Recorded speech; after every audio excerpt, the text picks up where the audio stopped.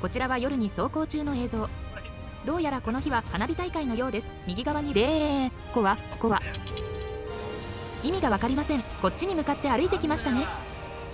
どうやらライトが眩しいというのが相手の言い分のようです。だとしても当たりに来る意味が分かりませんよね。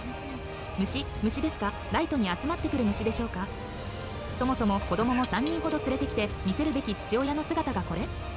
走行している車で気に入らないことがあったら前に飛び出せば良いと教育しているのでしょうか？特殊な教育方針、ドキュン英才教育ですね。今後の成長が楽しみじゃないです。